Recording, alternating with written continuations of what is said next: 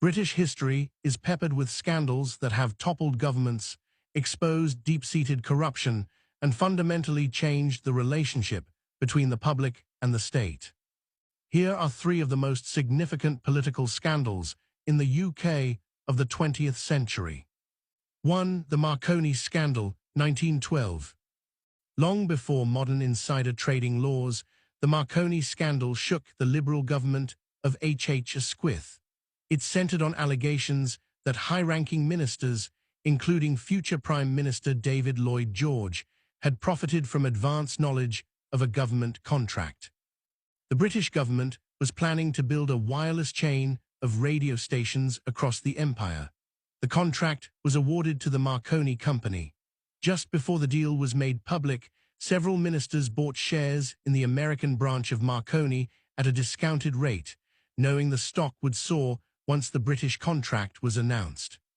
A parliamentary inquiry was launched.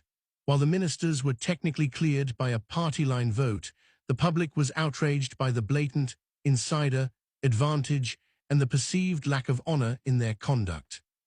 It established a precedent for how ministers should organize their private financial interests, though it also fueled anti-Semitic rhetoric at the time, as some key figures involved were Jewish. 2. The Profumo Affair, 1963. This is perhaps the most famous British political scandal, blending Cold War espionage, high society debauchery, and a fatal lie to Parliament. John Profumo, the Secretary of State for War, had a brief affair with a 19-year-old model named Christine Keeler. The scandal turned from a simple sex scandal into a national security crisis when it was revealed that Keeler was simultaneously involved with Yevgeny Ivanov, a Soviet naval attaché and suspected spy. When rumors surfaced, Profumo stood before the House of Commons and denied any impropriety whatsoever. Weeks later, he was forced to admit he had lied to his colleagues. Profumo resigned in disgrace.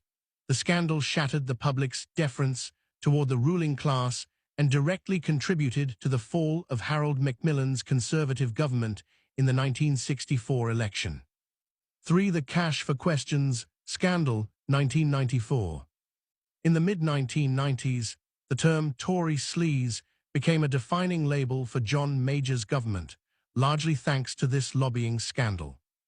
The Guardian reported that a lobbyist named Ian Greer had been paying Conservative MPs, most notably Neil Hamilton and Tim Smith, to ask specific questions in the House of Commons on behalf of Mohammed Al-Fayed,